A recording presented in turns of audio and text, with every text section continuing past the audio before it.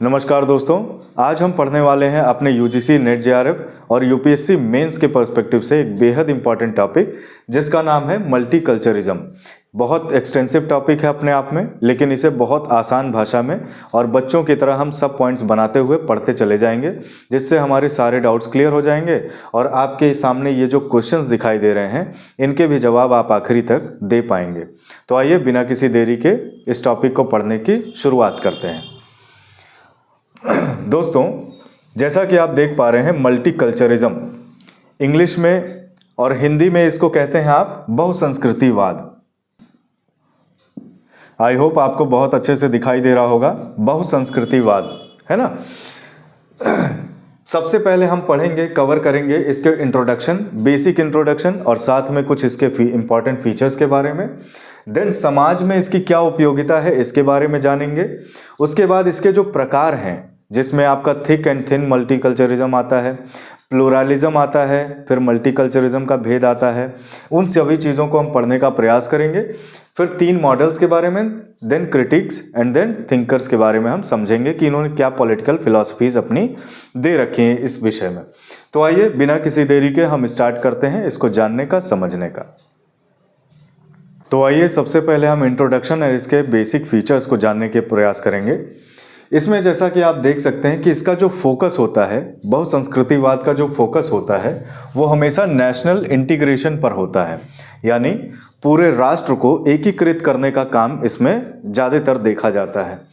Coexistence of diverse cultures as well as ethnicities, है ना। इसमें क्या होता है, जैसे हम भारत का अगर उदाहरण लेते हैं तो ऑब्वियसली आप देख सकते हैं हिंदू, मुस्लिम, सिख, ईसाई, जैन, पारसी और भी अन्य समुदाय, अलग अलग वर्ग से आने वाले लोग, SC, ST, OBCs, then general candidates, ये सारे ही लोग क्या करते हैं, नेशनल इंटीग्रिटी के तौर पे एक साथ रहते हैं, बहुत ही पीसफुल तरीके से रहते हैं। इसी को आप कहते हैं को existence of diverse cultures and ethnicities, यानी कि रेस, कास्ट, रिलीजन, इन सभी चीज़ों से बढ़कर हम एक साथ रहते हैं। अभी हम आगे कल्चर और एथनिसिटी के बारे में डिफरेंस भी जानेंगे कि क्या होता है। कल्चरल डाइवर्सिटी पाई जाती है पूरे देश में। देन इंटीग्रेशन का काम, जैसे कि मैंने आपको बताया, ये होता है। इंपॉर्टेंट लॉज पाए जाते हैं ऐसे देशों में जहाँ पे मल्टी कल्चर फॉलो किया जाता है, वहाँ पर क्या होता है, इंपॉर्टेंट लॉज आपको मिलते हैं, जैसे कि इक्वालिटी का अधिकार मिलता है, यानी इक्वालिटी ऑफ अपॉर्चुनिटी, हर किसी को समान तौर पर पब्लिक एम्प्लॉयमेंट में भाग लेने का मौका मिलता है। वहीं पर सोशल इंक्लूजन जैसे आपको लॉज मिल जाएंगे, एक्ट्स मिल जाएंगे, जैसे कि अफर्मेटिव एक्शंस, जिसमें आप रिजर्वेशन का नाम लेते हैं, यानी कि कोई गरीब तबका है तो उसे भी समाज की मुख्य धारा में लाने का काम किस प्रकार से होता है, उसे इक्विटी लेवल पे ऊपर ले आकर कुछ प्रतिशत आरक्षण के तौर पर दिया जाता है। तो ये सोशल इंक्लूजन का भी काम हो गया। देन माइनॉरिटी राइट्स के बारे में भी बात होती है। माइनॉरिटी के राइट्स के बारे में कैसे बात होती है, तो हमने संविधान में पढ़ा कि आर्टिकल 15 क्या कहता है, राइट अगेंस्ट डिस्क्रिमिनेशन, है ना। किसी भी नस्ल के आधार पर, रिलीजन के आधार पर, रेस वगैरह के आधार पर, जेंडर के आधार पर, कास्ट के आधार पर आप भेदभाव नहीं कर सकते। तो कहीं ना कहीं सबको समान तौर पे सांस लेने का और एक सम्मान की ज़िंदगी जीने का मौका मिलता है। 26, आप अपने धर्म को फॉलो कर सकते हैं, जो भी आपका मन करे, जिस संप्रदाय को फॉलो करना चाहते हैं वो कर सकते हैं। 29, यानी कि आप अपने रिलीजियस इंटरेस्ट को प्रोटेक्ट कर सकते हैं। 30, अपने रिलीजियस इंस्टीट्यूशंस को आप सहयोग कर सकते हैं और उसे एडमिनिस्टर कर सकते हैं अपने हिसाब से। तो इस प्रकार से जो मल्टीकल्चरिज्म के कॉन्सेप्ट को मानते हैं जो देश, उनमें ये आपको बेसिक फीचर्स मिल जाएंगे देखने को, ठीक है। अब हम आगे बढ़ेंगे और जानने का प्रयास करेंगे कि इसके इंपॉर्टेंट टाइप्स क्या क्या हैं, ठीक है। इससे पहले कि हम टाइप्स को डिस्कस करें, उसके पहले एक और इम्पॉर्टेंट फैक्ट आपको इसके बारे में जानना ज़रूरी है, और वो ये है कि कनाडा विश्व का एकमात्र ऐसा देश है जिसने सबसे पहली बार, इसको आप कहते हैं प्रोपोनेंट या फिर इंस्टिगेटर के नाम से कहते हैं, इस देश ने सबसे पहली बार अपने यहाँ पर जो है इस चीज़ को, मल्टीकल्चरिज्म को बढ़ावा दिया था। और किस चीज़ के माध्यम से, कनाडा में एक मल्टीकल्चरिज्म का एक्ट भी है जो कि 1971 से लागू होता है, और उसी समय से Canada one of the largest as well as oldest proponent of multiculturalism है पूरे वर्ल्ड में, ठीक है। तो इस चीज को आप विशेष तौर पे ध्यान रखेंगे, है ना।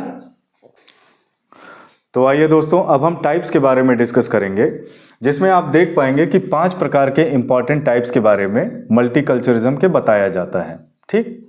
बारी बारी से इन्हें समझने का हम प्रयास करेंगे। सबसे पहला, आप जब कल्चरल मल्टीकल्चरिज्म को पढ़ेंगे तो उसमें आपको देखने को मिलेगा कि जहाँ पर आप रहते हैं वहाँ की क्या खान पान है, सभ्यता कैसी है, रहन सहन कैसा है, पहनावा कैसा है, वेशभूषा कैसी है, इन सभी चीज़ों के बारे में आप पढ़ने को मिलता है आपको मल्टीकल्चरिज्म। यानी कि ऐसे लोग जो तरह तरह के रहन सहन पहनावे के साथ रहते हैं एक साथ, उसे आप मल्टीकल्चरिज्म के इस वाली श्रेणी में रखते हैं, यानी कल्चरल श्रेणी में रखते हैं। रिलीजन की बात करें तो ऑब्वियसली आप सबको पता होगा, हिंदू, मुस्लिम, सिख, ईसाई वगैरह ये सारे ही रिलीजियस सेक्ट हैं। तो ये जब एक साथ रहते हैं तो ये हो गया मल्टीकल्चरिज्म। एथनिसिटी की जब हम बात करते हैं तो इसको आप एक उदाहरण से समझिए कि मान लीजिए मैं इंडियन हूँ, मेरी 5 पुश्त आगे कोई बच्चा हो, वो जाके अमेरिका में बस जाए, उसका रहन सहन पहनावा बिल्कुल अमेरिकन हो, लेकिन वो कहे कि भाई साहब मेरे जो ग्रैंड एंसेस्टर्स हुआ करते थे वो इंडियन थे, तो मैं अपने आप को रिकॉग्नाइज करूंगा, मेरी एथनिसिटी क्या होगी, वो इंडियन होगी। तो इस प्रकार से आप एक उदाहरण के माध्यम से समझ सकते हैं कि एथनिसिटी का मतलब क्या होता है, जो आपका रूट है, जड़ जो है, यानी जनरल एंसेस्ट्री जहाँ से शुरू होती है, उसको आप अपने सिग्निफाई करते हैं, आइडेंटिफाई करते हैं। ये हो गया एथनिकल आपका मल्टीकल्चरिज्म। चौथा हो गया आपका पॉलिटिकल मल्टीकल्चरिज्म। इसमें क्या होता है कि अलग अलग समुदाय के लोग भले ही एक साथ रहते हैं, एक ही समाज में रहते हैं, जैसे हमारा भारत है ना। इसमें हिंदू, मुस्लिम और कुछ अफ्रीकन भी रहते हैं, कुछ अरेबियंस भी रहते हैं, आते हैं पढ़ने के लिए, लेकिन जो कानून बनता है ना, वो माइनॉरिटीज़ के राइट्स सबको बराबर दिए जाते हैं, उसमें कोई भेदभाव नहीं किया जाता। तो पॉलिटिकल मल्टीकल्चरिज्म का मतलब यहाँ पर आपके गवर्नमेंट से है, लॉ मेकिंग बॉडी से है, कि इनका प्रॉपर रिप्रेजेंटेशन यानी इनका ख्याल रखा जाना चाहिए जब भी कोई कानून बने, इनके माइनॉरिटीज़ जो माइनॉरिटी सेक्ट हैं उनका भी प्रॉपर ख्याल रखा जाए। यानी कि इसमें 2 चीज़ें आएंगी आपकी,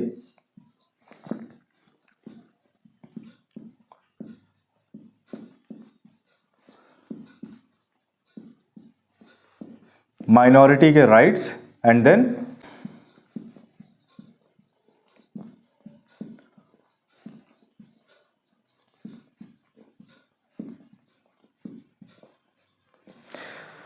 ये 2 प्रकार की चीजें आपके पॉलिटिकल मल्टीकल्चरिज्म में आती हैं, ठीक है। पहला, माइनॉरिटी के राइट्स का ख्याल रखा जाएगा। दूसरा, कैसे representation in law making. Linguistic आधार पर जब हम बात करते हैं मल्टीकल्चरिज्म की, बहुसंस्कृतिवाद की, तो इसमें बेसिकली आता है कि बहुभाषाविद, है ना। लिंग्विस्टिक का मतलब बहुत सारी भाषाओं के लोग जब एक साथ रहते हैं तो उसको आप लिंग्विस्टिक मल्टीकल्चरिज्म की श्रेणी में रखते हैं। जैसे मान लीजिए यूपी है, यूपी में तमाम तरह के लोग रहते हैं, कुछ जो है मान लीजिए चाइनीज़ बोलते होंगे, कुछ आपके साउथ इंडिया से बिलोंग करते हैं, तो कुछ तेलुगु, कन्नड़, तमिल वगैरह भाषा इस्तेमाल करते होंगे। उन सभी का ख्याल रखा जाए, उनमें से किसी का भी भेदभाव ना हो पाए, तो उस प्रकार के समाज को या उस प्रकार की प्रणाली को आप लिंग्विस्टिक मल्टीकल्चरिज्म में रखते हैं। ये तीनों के प्रॉपर भेद मैं आपको अगली वीडियो में बहुत अच्छे से समझा दूंगा, यहाँ पर नहीं, वरना वीडियो लंबी हो जाएगी। ये तो हो गए आपके मल्टीकल्चरिज्म के 5 मुख्य प्रकार। अब हम इसमें कुछ डिफरेंस होता है उसके बारे में बारी बारी से जानने का प्रयास करेंगे, जैसे कि थिक वर्सेस थिन मल्टीकल्चरिज्म, दूसरा प्लूरालिज्म, और मल्टीकल्चरिज्म में क्या फ़र्क है। इन सभी चीज़ों को अब हम आइए देखते हैं बारी बारी से। दोस्तों, जब हम प्लूरालिज्म और मल्टीकल्चरिज्म में फ़र्क करते हैं तो बेसिक कुछ डिफरेंसेस आपके सामने हैं। आपको नोट्स बनाने की ज़रूरत नहीं है, आप यहाँ से ही डायरेक्ट पढ़ सकते हैं और ये नोट्स के ही तौर पे आपको दिया गया है। प्लूरालिज्म की अगर जब हम बात करते हैं तो यहाँ पे डिफरेंट पर्सपेक्टिव्स का जो है ख्याल रखा जाता है, सम्मान किया जाता है। वहीं पर जब आप मल्टीकल्चरिज्म की बात करेंगे तो यहाँ पर ऑब्वियसली केवल बात कल्चर की होती है, यानी रहन सहन, खान पान, पहनावे वगैरह की बातें होती हैं। डिफरेंट कल्चर्स को यहाँ पर प्रमोट किया जाता है और उनके रखरखाव की बातें की जाती हैं। दूसरी बात अगर हम करें तो को existence of different view points, यानी पर्सपेक्टिव यानी नज़रिया। कई प्रकार के नज़रिए हो सकते हैं समाज में, कोई ज़रूरी नहीं कि हिंदुओं का एक ही प्रकार का नज़रिया हो, मुस्लिम्स का एक ही प्रकार का नज़रिया हो। उसमें से बहुत सारे लोग सेकुलर भी पॉलिटिक्स करते हैं, यानी उसमें से कुछ लोग एक्सट्रीम पे ना जाकर एक दूसरी तरह की बात करते हैं। इस प्रकार के नज़रियों का, व्यू पॉइंट्स का सम्मान होना चाहिए, ये आपको प्लुरलिज्म में मिलता है ना। वहीं पर इसकी जब हम बात करते हैं तो डिफरेंट कल्चरल ग्रुप्स वहाँ पर पाए जाएंगे, जैसे ऑब्वियसली इंडिया में हिंदू मुस्लिम मेजर ग्रुप्स हैं, इनके जो इसमें से माइनॉरिटी है उसका प्रॉपर ख्याल रखा जाएगा। Protection of minority rights, MR का मतलब माइनॉरिटी राइट्स। उसी प्रकार से जब हम इंटीग्रेशन ऑफ डिफरेंट आइडियाज़ की बात करते हैं तो ठीक वैसे ही जैसे मैंने आपको बताया कि समाज में कई प्रकार के नज़रिए मौजूद रहते हैं, उन सभी का सम्मान होना चाहिए, उन सभी को इस प्रकार से पिरोना चाहिए, इंटीग्रेट करना चाहिए कि वो सामाजिक जो है सामंजस्यता बनी रहे, उसमें कोई असहिष्णुता वाली भावना न उत्पन्न होने पाए, जिसको आप इंग्लिश में कहते हैं सोशल कोहेजन। इस प्रकार से एक समाज में समरसता बनी रहे। पावर बैलेंस यहाँ पर किया जाता है, यानी कि अलग अलग व्यू पॉइंट्स को ख्याल रख के फॉर्मुलेट किया जाता है पॉलिसीज़ को, ताकि पावर का जो है बैलेंस बराबर बना रहे। ऐसा ना हो कि एक ग्रुप को, एक कैटेगरी को, एक व्यू पॉइंट रखने वाले लोगों को अलग सी पावर मिल जाए और वहीं पर कुछ लोगों को जो ज़रूरत की पावर है वो भी ना मिल पाए। तो इस प्रकार से इसमें हो गया। जब हम यहीं पे मल्टीकल्चरिज्म की बात करते हैं तो प्रिजर्वेशन ऑफ इंडिविजुअल कल्चर्स, यहाँ पे एक अलग अलग प्रकार के जो कल्चर मौजूद हैं, है ना, उन सभी को प्रिजर्व करने की अपनी अपनी जगह पर बात होती है इंडिविजुअल तरह से। रिप्रेजेंटेशन ऑफ ऑल, इसमें कहा जाता है कि हर किसी को रिप्रेजेंटेशन मिलना चाहिए लॉ मेकिंग में, ताकि प्रोटेक्शन ऑफ माइनॉरिटी राइट्स मिल सके हर किसी को। तो आई होप आपको बहुत अच्छे से प्लुरलिज्म और मल्टीकल्चरिज्म में फ़र्क समझने को मिला होगा। अब हम बात करेंगे थिन एंड थिक मल्टीकल्चरिज्म की, जो कि बहुत इंपॉर्टेंट है, एग्जाम में पूछा भी गया है। आइए इसको देखते हैं।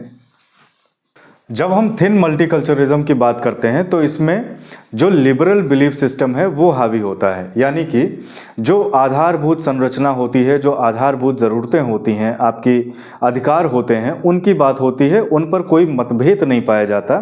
यानी हर समाज के हर वर्ग से उसका सपोर्ट मिलता है कि भाई राइट टू लाइफ आपकी लिबर्टी है, आपका कैसा पहनना है, क्या खाना पीना है, या आपकी अपनी चॉइस हो सकती है। जिसको लिबर्टी के बारे में समझना है, लिबरलिज्म के बारे में समझना है, मैंने आपको एक वीडियो प्रॉपर्ली इसी के प्रति डेडिकेटेड बना दिया है, आप उसको ज़रूर देखिएगा। यहाँ पे लिबरल बिलीफ सिस्टम प्रोफाउंडली पाया जाता है थिन वाले में। याद रखेंगे, जब हम थिन की बात करेंगे तो यानी सतही तौर पे, ऊपर से, यानी अंदर उनके क्या खिचड़ी पक रही है, क्या सोच रखते हैं, हम हो गए या कोई और हो गया, उससे मतलब नहीं रखता। लेकिन जो दिख रहा है, जो चेहरा, उसमें जो क्या फ़र्क बदलाव आपको देखने को मिलेगा, वो थिन हो गया। वहीं पर जब हम थिक की बात करते हैं तो यहाँ पर बात आ जाती है आइडियोलॉजी की, विचारधारा की। आप किस संप्रदाय से जुड़े हैं, किस प्रकार की विचारधारा है। तो यहाँ पर डाइवर्स वैल्यू सिस्टम आपको देखने को मिलेगा, जहाँ पर डीप लेवल की थिंकिंग होगी। हिंदू धर्म, मुस्लिम धर्म, इन सभी चीज़ों के बारे में आप बात करेंगे, किसी की क्या आइडियोलॉजी है, कहाँ पर टकराव हो रही है, तो इस प्रकार से बातें होती है। तो यहाँ पर लिबरल बिलीफ सिस्टम आपको देखने को मिलेगा। दूसरे फ़र्क की अगर हम बात करें, weak disagreement over values and belief. कोई क्या मान रहा है, किसका किस चीज़ में विश्वास है, फेथ है, क्या वर्शिप कर रहा है, उन सब चीज़ों पे बहुत ही कम या नगण्य, शून्य मात्र आपको जो है क्लेश देखने को मिलेगा। यानी कि जो मेजॉरिटी इनकी जो आइडियोलॉजी है वो डिपेंड करती है लिबरलिज्म वाले कॉन्सेप्ट पर, ठीक। जब वहीं हम थिक की बात करते हैं तो इश्यूज जो है पाए जाते हैं, यानी कि जब विचारधाराओं का टकराहट होती है, यानी कि मान लीजिए हिंदुत्ववादी लोग जो है वो हिंदुत्व की बात करें और वहीं पर जो मुस्लिम धर्म के लोग हैं वो अपने इस्लाम की बातें करें, तो यहाँ पर टकराहट देखने को मिलेगी। इसीलिए उदाहरण के तौर पे जब देखा जाता है तो एग्जाम्पल लिया जाता है फ्रांस का। फ्रांस में किस प्रकार से फ्रेंच और इंग्लिश स्पीकिंग पीपल बहुत ही हार्मनी के साथ रहते हैं, उनमें कोई खास आपको टकराहट देखने को नहीं मिलेगा, क्योंकि वहाँ से लिबरलिज्म जैसा कॉन्सेप्ट निकल के आता है। ऑब्वियसली हम सभी जानते हैं फ्रेंच रेवोल्यूशन से, तो वहाँ के लोग लिबरल बिलीफ में, सिस्टम में विश्वास रखते हैं, ना कि ये डाइवर्स वैल्यू सिस्टम में बहुत ज़्यादा इंडल्ज्ड रहते हैं। वहीं पर जब हम इंडिया की बात करते हैं तो हम सभी को पता है किस प्रकार से हिंदू मत अलग हो सकता है, मुस्लिम मत अलग हो सकता है, जहाँ पर टकराहट की भी आप बात देखने को न्यूज़ में आए दिन मिलती रहती है। तो यहाँ पर इश्यूज पाया जाता है। आई विश कि आपको बहुत अच्छे से ये थिन और थिक और साथ में प्लूरलिज्म और मल्टीकल्चरिज्म के बारे में फ़र्क पता चल गया होगा। अब आप एक को रिलेशन कर सकते हैं, प्लूरलिज्म में भी कहीं ना कहीं इंसान के दिमागी स्तर पर बात हो रही है, वैसे ही थिन में भी दिमागी स्तर पे बात हो रही है कि क्या प्रैक्टिकल है, क्या रैशनल चीज़ें हो सकती हैं, उस पर विचार विमर्श होना चाहिए। ये हो गया आपका मेन प्रकार। बाकी मैंने आपको बताया ही कि कल्चर, रेस, एथनिसिटी, इन सभी चीज़ों के बारे में मैं एक शॉर्ट वीडियो आपके लिए डालूंगा, तो उस पर ज़रूर ध्यान दीजिएगा, तो बहुत अच्छे से आपको क्लियर हो जाएगा। आइए अब हम आगे बढ़ेंगे और 3 मॉडल्स को समझने का प्रयास करेंगे जो कि मल्टीकल्चरिज्म के बारे में बताते हैं कि कैसे किस प्रकार से अलग अलग देश अलग अलग प्रकार के मॉडल्स को फॉलो करते हैं मल्टीकल्चरिज्म को प्रोटेक्ट करने में और इसे प्रमोट करने में। तो आइए, तो दोस्तों 3 प्रकार के मॉडल जिनकी हमने बात कही, उनके तीनों के नाम है सेग्रीगेशन, एसिमिलेशन और इंटीग्रेशन। इन्हीं 3 प्रकार से अलग अलग देश अपने अपने हिसाब से चीज़ों को रखते हैं। इनके कुछ अन्य नाम भी हैं जिनको अभी हम जानेंगे और देखेंगे कि किन किन देशों में किस प्रकार से पद्धति फॉलो की जाती है मल्टीकल्चरिज्म को प्रमोट करने के लिए।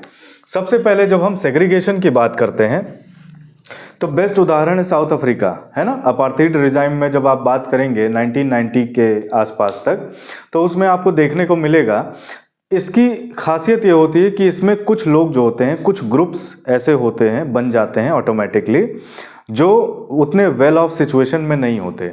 तो अल्टीमेटली उनका क्या धारणा हो जाता है कि वो आपस में ही ज़्यादा कंफर्टेबल फील करते हैं। वहीं पर जो मेजॉरिटी और प्रिविलेज्ड ग्रुप होता है उसके साथ इनका जो कम्युनिकेशन है और कांटेक्ट है वो बहुत हद तक कम हो जाता है, जिसकी वजह से वो अपने में ही रहना पसंद करते हैं, ऊपर क्लास के साथ उतना कम्युनिकेशन रखना प्रिफर नहीं करते। तो एक प्रकार से आप देख सकते हैं किस तरह से सेग्रीगेशन यानी अलग अलग ग्रुप्स का फॉर्मेशन हो जाता है समाज में। ये हो जाता है आपका सेग्रीगेशन का कैटेगरी, है ना, जिसमें क्या होता है, एक अंडर प्रिविलेज्ड रहता है और वहीं पर एक प्रिविलेज्ड, इस प्रकार के ग्रुप्स बन जाते हैं।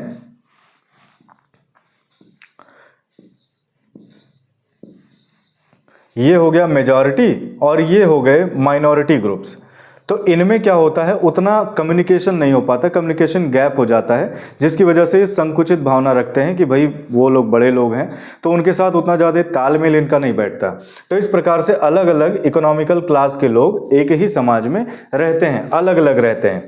अब इसमें से कुछ लोग जो है इनके साथ काम भी करना चाहते हैं, लेकिन वो कर नहीं पाते हैं क्योंकि आपस में ही इतना ज़्यादा कंपटीशन होता है। तो कहीं ना कहीं इनकी जो सिविल राइट्स है और साथ में जो प्रोफेशन है ना, सिविल सर्विसेज से जुड़ा हुआ या फिर पब्लिक रिप्रेजेंटेशन से जुड़ा हुआ, वो कहीं ना कहीं पीछे रह जाता है। तो इस प्रकार का सेग्रीगेशन आपको समाज में अंडर प्रिविलेज्ड और प्रिविलेज्ड लोगों के बीच में देखने को मिलता है। ये हो गई सेग्रीगेशन की कैटेगरी। अब हम बात करेंगे एसिमिलेशन के टाइप की। जब हम एसिमिलेशन कैटेगरी की बात करते हैं दोस्तों, एसिमिलेशन मॉडल की बात करते हैं, तो इसमें क्या होता है, जो स्मॉलर ग्रुप होता है, जो स्मॉलर ग्रुप होता है वो क्या करता है, वो मेजॉरिटी ग्रुप को अडॉप्ट कर लेता है, मेजॉरिटी ग्रुप को एडॉप्ट कर लेता है, उसको सब्सक्राइब कर लेता है, उनकी वैल्यूज़ को, उनके सिस्टम को, वो किस प्रकार से चाहते हैं कि हम रहें, उन सभी चीज़ों को सब्सक्राइब कर लेता है। यानी कि कहीं ना कहीं इसमें घुल मिल जाता है। इन रिटर्न बदले में क्या मिलता है, बदले में जो मेजॉरिटी ग्रुप होता है वो इनकी कुछ चीज़ों को फॉलो कर लेता है, कुछ चीज़ों को, जैसे वोकैबुलरी है ना, इनका फूड बिहेवियर जो है, क्या खाना पाना खान पान ये रखते हैं, वो पसंद आ गया तो वो चीज़ें अप्लाई हो जाती हैं। पहनावा, अटायर, जिसको यानी जो उथली चीज़ें हैं, है ना, जिनसे उनको फ़ायदा हो सकता है। कहीं ना कहीं वो आपको देखने को मिलेगा कि मेजॉरिटी ग्रुप इन चीज़ों को अपने पे समाहित कर लेते हैं और वहीं स्मॉलर ग्रुप जो होता है वो इन लोगों में बिल्कुल से घुल मिल जाता है, शामिल हो जाता है। यानी एक तरह से इसका बेस्ट उदाहरण आपको मैं बताऊं, अगर पहले तो इसका एक और नाम होता है जिसे आप मेल्टिंग पॉट कहते हैं। मेल्टिंग पॉट कहते हैं क्योंकि यहाँ पे जो छोटे छोटे ग्रुप्स होते हैं वो कहीं ना कहीं पिघल के बीच पेंदी में आ जाते हैं जहाँ पे ऑलरेडी मेजॉरिटी ग्रुप रहता है। इसका बेस्ट उदाहरण जो है वो अमेरिका है। कहा जाता है अमेरिका में जब 60 के दशक में बुद्धिजीवियों का एक बार से प्रचलन बढ़ता है समाज में, तो वो तार्किक होते हैं, ऑब्वियसली वो लिबरल होते हैं, दिमाग से सोचते हैं। तो वो क्या करते हैं, जितने भी स्मॉलर ग्रुप्स अलग अलग एथनिसिटी से लोग आए रहते हैं, कहा जाता है कि अमेरिका स्वयं अमेरिकन्स की भी नहीं है, क्योंकि वहाँ पे बहुत सारे अलग अलग जगह से लोग जो है आके बसे हुए हैं, पहले से उनके एंसेस्टर्स से ही वो बसना शुरू हो गए, वरना नेटिव अमेरिकन्स वहाँ पे बहुत कम मात्रा में पाए जाते हैं। तो अमेरिका का जब उदाहरण लेते हैं हम, तो 60 के दशक में जो अलग अलग ग्रुप्स, अलग अलग एथनिसिटी कल्चर के लोग जो वहाँ पर आके रहे, वो सभी ने क्या किया, अमेरिकन्स की जो कॉमन उनका एसेंस था कि भाई अमेरिकन होने के नाते आपको क्या क्या चीज़ें अप्लाई करनी है, क्या क्या आइडियाज़ को सब्सक्राइब करना है, वो सारी चीज़ें उन लोगों ने मान ली। बदले में अमेरिकन्स ने क्या किया, भाई इंडियंस का उन्हें खाना पसंद आया, ऑब्वियसली उन्होंने खाने को अडॉप्ट कर लिया। तुर्क लोगों का या पर्शियन लोगों का या मिडिल ईस्ट के लोगों का उनको वोकैबुलरी अच्छी लगी, वो रख लिया। चाइनीज़ का इन्वेंशन अच्छा लगा, वो रख लिया। इस प्रकार से वो एक खिचड़ी की तरह, जिसे आप मेल्टिंग पॉट कह सकते हैं, जिसका जो अच्छा लगा वो आके बीच में सब में समाहित हो गया। इसीलिए अमेरिका के जो है मल्टीकल्चरिज्म को एक और नाम दिया जाता है, पिज्ज़ा। अब हम जैसे गंवार लोग इसे पिज्ज़ा कहते हैं, वरना इसे पिज्ज़ा कहा जाता है। तो पिज्ज़ा मॉडल भी अमेरिका के मल्टीकल्चरिज्म को कहा जाता है। क्यों? क्योंकि कहा जाता है जो बेसिक उसका क्रस्ट होता है, हार्ड क्रस्ट होता है, जिसको आप क्रिस्पी होता है जो आप खाते हैं, वो जो क्रस्ट होता है वो क्या है, अमेरिकन इसेंस है, कॉमन ब्रदरहुड है, अमेरिकन होने की जो फीलिंग है कि भाई आपको किस तरह से सॉवरेनिटी और इंटीग्रिटी की रक्षा करनी है, इंटीग्रेशन का काम करता है, सबको एक साथ लेके चलने का काम करता है। वहीं पर जो उसकी टॉपिंग्स हैं, जिसमें ओलिव और बाकी सारी चीज़ें आती हैं, जो हम जो पसंद आता है निकाल देते हैं, अदरवाइज खा लेते हैं, वो टॉपिंग्स क्या हैं, अलग अलग स्मॉलर ग्रुप्स हैं जो अलग अलग एथनिसिटी से, कल्चर से, बाहर देश विदेश से आए हुए हैं। ठीक है, आई होप आपको एसिमिलेशन भी बहुत अच्छे से समझ में आ गया होगा। अब हम बढ़ेंगे और देखेंगे इंटीग्रेशन मॉडल को। जब हम बात करते हैं इंटीग्रेशन की, तो इसका एक और नाम है सैलेड बाउल।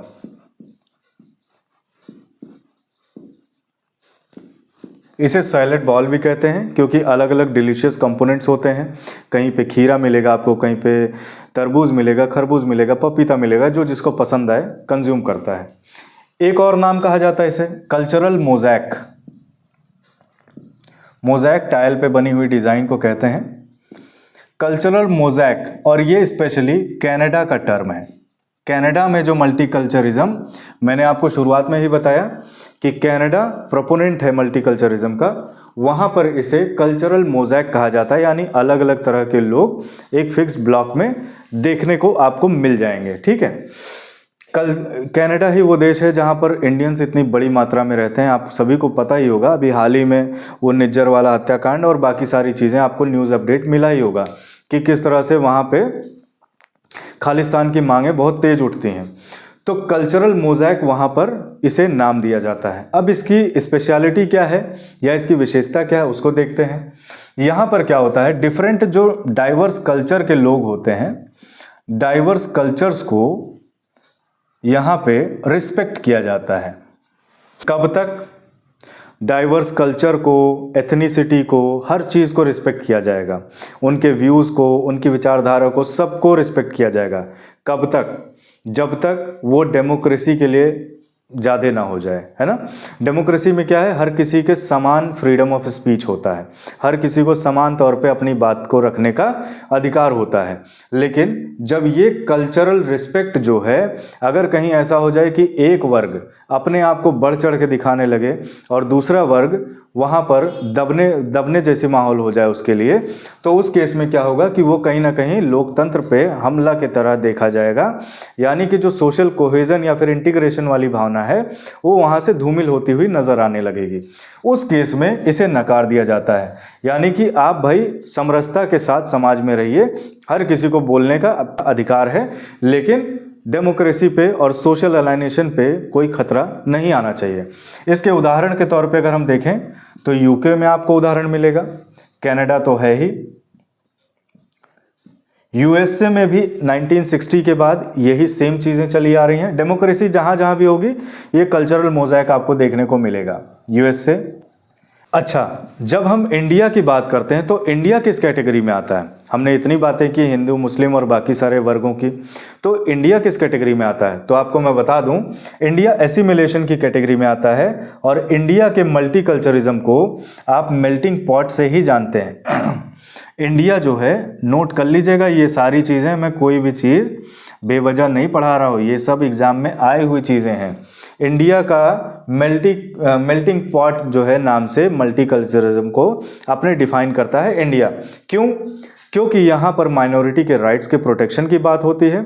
माइनॉरिटी ठीक उसी प्रकार के टॉपिंग्स के ऊपर रहते हैं, जैसे टॉपिंग्स है ना पिज्ज़ा में, मैंने आपको बताया पिज्ज़ा मॉडल अमेरिका का, उसी प्रकार से जो है इंडिया के लोग भी रहते हैं, क्योंकि यहाँ पे मेजॉरिटी जो कल्चर है वो तो इंडस वैली सिविलाइजेशन का फॉलो हो रहा है। छोटे मोटे कल्चर्स की बात नहीं कर रहा हूँ जो नॉर्थ ईस्ट और अलग अलग कंट्री साइड में रहते हैं, लेकिन मेजॉरिटी कल्चर की बात करें तो इंडस वैली सिविलाइजेशन का है। लेकिन बाकी लोग भी समरसता के साथ रहते हैं, तो वो टॉपिंग्स का काम करते हैं उस पिज्ज़ा के ऊपर। तो इसलिए इसे मेल्टिंग पॉट भी कहा जाता है, क्योंकि एक तरह से घुल मिल के ही लोग रहते हैं, है ना। छोटे मोटे जो कल्चर ग्रुप्स हैं वो आपस में मिल ही जाते हैं जब टेम्परेचर बढ़ता है, यानी कि कुछ समय बाद। अब एक और विशेषता है यहाँ पर, आर्टिकल 15, 26, 29, 30 इन सभी चीज़ों के मामले आपको देखने को मिलेंगे, उनके राइट्स के प्रोटेक्शन की भी बातें होती हैं। तो इस तरह से अलग अलग फेस्टिवल्स, त्यौहार सभी का हम लोग मनाते हैं, सेलिब्रेट करते हैं। तो कहीं ना कहीं ये मेल्टिंग पॉट की तरह इंडिया का मल्टीकल्चरिज्म देखा जाता है। आई विश कि आपको बहुत अच्छे से ये तीनों ही मॉडल्स के बारे में समझ में आया होगा। अब हम बढ़ेंगे कि किस प्रकार से मल्टीकल्चरिज्म की आलोचना होती है, एंड देन इम्पॉर्टेंट जो थिंकर्स हैं उनको देखेंगे कि वो उन्होंने क्या कहा। तो आइए अब हम समझने का प्रयास करेंगे कि किस आधार पर इसकी आलोचनाएं होती हैं। तो देखिए, सबसे बड़ा बिगेस्ट चैलेंज तो ये होता है कि डिस्क्रिमिनेशन को किस प्रकार से ख़त्म किया जाए। डिस्क्रिमिनेशन ख़त्म करने में बहुत सारी समस्याएं सरकारों को झेलनी पड़ती हैं, क्योंकि अभी भी कहीं ना कहीं जात पात के नाम पर डिस्क्रिमिनेशन देखने को मिलता है। इसी वजह से कहा जाता है कि 75 साल बाद भी भारत जो है पूरी तरीके से आज़ाद नहीं हो पाया, क्योंकि जो मानसिक विकीर्णता है वो आज भी कहीं ना कहीं आपको समाज के किसी कोने में देखने को ज़रूर मिलती है। कि कोई बाबू साहब बना बैठा है, कोई पंडित जी है, वहीं पर किसी अन्य वर्ग के लोगों को आप किसी और नाम से संबोधित करते हैं। इस प्रकार से डिस्क्रिमिनेशन को ख़त्म करके जो सोसाइटल इंक्लूसिव पॉलिसीज़ होती हैं, सोशल इंक्लूसिव पॉलिसीज़ जिन्हें आप कहते हैं, कि समाज में किस प्रकार से लोगों का एक तरह से मुख्य धारा में उन्हें ले आया जाए, इस प्रकार की जो पॉलिसी का फॉर्मुलेशन हो पाता है वो बहुत मुश्किल से हो पाता है, क्योंकि अलग अलग विचारधाराएं होती हैं, अलग अलग मान्यताएं होती हैं लोगों की। तो पॉलिसी इम्प्लीमेंटेशन में बहुत ज़्यादा दिक्कतों का सामना करना पड़ता है। अच्छा, मान लीजिए पॉलिसी इम्प्लीमेंट हो भी गई, तो इन केस कभी कभी ऐसा भी देखने को मिलता है कि जो मेजॉरिटी पॉपुलेशन होता है, जो मेजर कल्चर होता है, एथनिक होता है, ग्रुप होता है, वो कहीं ना कहीं अपने आप को एलाइनेटेड महसूस करने लगता है। इसका रीज़न क्या है? ठीक वैसा ही जैसे मैंने आपको बताया सेग्रीगेशन वाले मॉडल में, कि क्या होता है वहाँ पे छोटे छोटे ग्रुप्स का फॉर्मेशन हो जाता है, और चूंकि बड़े ग्रुप के साथ उनका कम्युनिकेशन बहुत कम हो जाता है, तो ग्रुपिंग आपस में हो जाती है, ना कि बड़े मेजर ग्रुप के साथ, जिसकी वजह से कम्युनिकेशन गैप हो जाता है। तो वहाँ पे एक हॉस्टाइल सिचुएशन बन जाती है कि कुछ लोग दूसरे ग्रुप के लोगों को गलत निगाह से या फिर नफरत की भावना से भी देखने लगते हैं। तो इस प्रकार से आपको बहुत सारी चैलेंजेस का सामना करने को मिलेगा जब हम आलोचनाओं के बारे में बात करते हैं, तो ऐसा देखने को मिलता है। ये तो हो गया आलोचना के बारे में। अब ये नाम आपको कुछ सुने सुने से लग रहे होंगे अगर आप यूजीसी नेट का पेपर दे रखे होंगे। मैंने जो आपको पेपर दिखाया, क्वेश्चंस दिखाए, उसमें भी आपको ये नाम दिखे होंगे। सबसे पहले हम बात करेंगे विल किमलिका की, जो कि एक कैनेडियन पॉलिटिकल फिलोसोफर हैं। इन्होंने सबसे बड़ी बात जो अपनी आइडियोलॉजी में, अपनी थ्योरी में इन्होंने रखी, वो कुछ इस तरह से है। इन्होंने दो प्रकार के रिस्ट्रिक्शंस की बात की। सबसे पहले तो इन्होंने बात किस चीज़ पे की, ये आप ध्यान रखेंगे, माइनॉरिटी के राइट्स पर इन्होंने बात की। अपने दो प्रकार के रिस्ट्रिक्शंस की बात कही इन्होंने, एक तो है इंटरनल और दूसरा है एक्सटर्नल। ये दो प्रकार के रिस्ट्रिक्शंस की बात करते हैं कि किस प्रकार से माइनॉरिटी के राइट्स का हनन होता है। वो दो मेजर वजह बताते हैं। इंटरनल जो है, इसमें कम्युनिटी के द्वारा ही, समाज जो समुदाय होता है उसके द्वारा ही अपने मेंबर्स पर जो कहीं ना कहीं उनके राइट्स को हनन करने का काम किया जाता है, उस चीज़ को आप इंटरनल वाली कैटेगरी में रखते हैं, इंटरनल रेस्ट्रिक्शन पे रखते हैं, पाबंदी पे। एक्सटर्नल में क्या होता है, जो मेजॉरिटी समुदाय होता है वो जब माइनॉरिटीज़ के हकों को हनन करने लगता है, उस केस में आप कहते हैं एक्सटर्नल रिस्ट्रिक्शन लग रहा है। तो विल किमलिका जो है माइनॉरिटी के राइट्स पर बात करते हैं और दो प्रकार के रिस्ट्रिक्शन की बात बताते हैं। आई होप इनके बारे में आप समझ गए होंगे। कैनेडियन पॉलिटिकल फिलोसोफर हैं। आगे बढ़ेंगे और देखेंगे भिखू पारेख जी ने क्या कहा, जो कि इंडियन है। इन्होंने क्या कहा कि भाई हमारे बीच में आपस में वार्तालाप जरूरी है। जैसा कि मैंने बताया आपको, सेग्रीगेशन में कम्युनिकेशन गैप ही होता है, तो वो कम्युनिकेशन गैप खत्म करके डायलॉग और मीटिंग्स के माध्यम से हमें बातें करनी चाहिए और बातों से हल निकालना चाहिए अगर कोई प्रॉब्लम है तो। अदरवाइज डिफरेंट जो कल्चर्स हैं, वेरियस आइडियोलॉजीज हैं, उन सभी का रिस्पेक्ट होना चाहिए। ऐसा जो है सुंदर सा थ्योरी हमारे भिखू पारेख साहब देते हैं। वहीं पर जब हम एसएम ओकिन की बात करते हैं, यानी कि सुजैन मुलर ओकिन इनका नाम है, ये क्या कहते हैं, तो सुजैन मुलर ओकिन जो हैं ये एक फेमिनिस्ट पॉलिटिकल थिंकर हैं। इनके जब भी बात सुनेंगे आप तो ऑब्वियसली ये फेमिनिस्ट हैं, तो नारीवादी बात करेंगे, यानी महिलाओं के हक की बात करेंगे। ये बताते हैं कि किस प्रकार से माइनॉरिटी ग्रुप्स में कहीं ना कहीं महिलाओं के हक का हनन होता है। कैसे, कहीं पर आपको डिस्क्रिमिनेशन देखने को मिलेगा, उस पर ये आवाज उठाते हैं। कहीं पर जो है जेनिटल म्यूटिलेशन की बात मिलेगी आपको, जेनिटल म्यूटिलेशन। कहीं पर ऑनर किलिंग की बात होगी,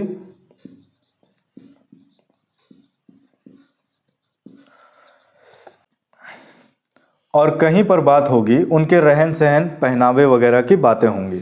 ऑब्वियसली मुझे ये बताने की ज़रूरत नहीं है, आप अपने आसपास देखेंगे तो आपको कुछ ग्रुप्स में, कुछ समुदाय में, कुछ कम्युनिटीज़ में ये सारी चीज़ें आपको महिलाओं के प्रति देखने को मिलेगी, जिसके प्रति आवाज़ उठाते हैं सुजैन मुलर ओकिन साहब, जो कि एक फेमिनिस्ट पॉलिटिकल थिंकर हैं। अब हम आगे बढ़ेंगे और चार्ल्स टेलर के बारे में समझेंगे कि इन्होंने क्या कहा। तो इनकी एक बहुत ही इम्पॉर्टेंट किताब है, एस्से है, बेसिकली निबंध है, जिसको आप याद रखेंगे, पॉलिटिक्स ऑफ रिकॉग्निशन।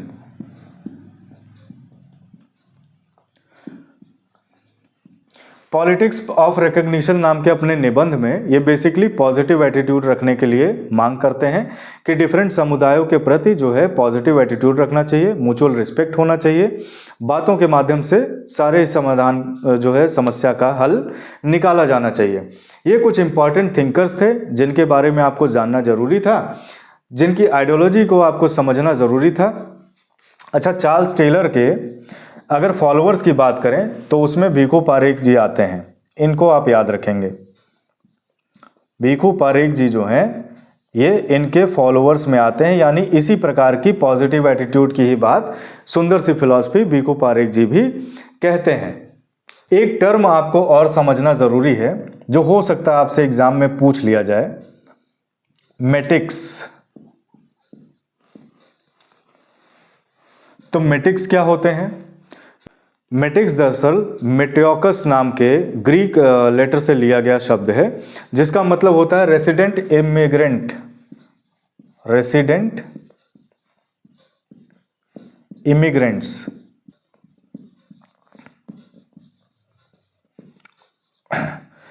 यानी कि जो लोग बाहर से आए हुए हैं, रह रहे हैं किसी देश में, अलग अलग एथनिसिटी से हो सकते हैं, कल्चर के हो सकते हैं, रेस के हो सकते हैं, कैसे भी हो सकते हैं, जो आके रह रहे हैं। लेकिन समस्या क्या होती है, मेटिक्स क्यों कहा जाता है इन्हें? क्योंकि इनको कभी वो अपॉर्चुनिटी नहीं मिल पाती है। ये हमेशा जो है दूसरे देश के ही बन के रह जाते हैं। इनको जो है नागरिकता जो है बहुत मुश्किल से मिल पाती है या तो नहीं मिल पाती है। तो इस तरह के लोगों को जो है आप मेटिक्स के नाम से जानते हैं। आई होप आपको बहुत अच्छे से मल्टीकल्चरिज्म के बारे में समझ में आ गया होगा। अब लास्ट में मैं आपसे एक रिक्वेस्ट करना चाहता हूं। देखिए, मैं यहाँ पे कोई रील नहीं बना रहा हूँ, कोई इंटरटेनमेंट का वीडियो नहीं बना रहा हूँ आपको कि हंसा सकूँ और बाकी सारी चीज़ें अन्य कार्यक्रम कर सकूँ। ऑब्वियसली मैं यहाँ पर आपको अच्छे अच्छे टॉपिक्स ढूंढ के उन पे कंटेंट ले आके बहुत अच्छे से आपको परोस रहा हूँ, ताकि आपको दिक्कत ना हो। बहुत अच्छे से शॉर्ट फॉर्मेट में आपको जो है सारी चीज़ें, बड़ी बड़ी चीज़ें समझ में आ जाएं।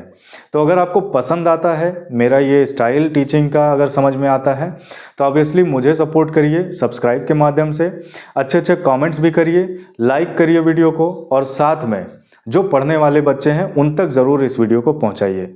इसी के साथ मैं सूर्य प्रताप सिंह मिलूँगा आपसे अगले वीडियो में।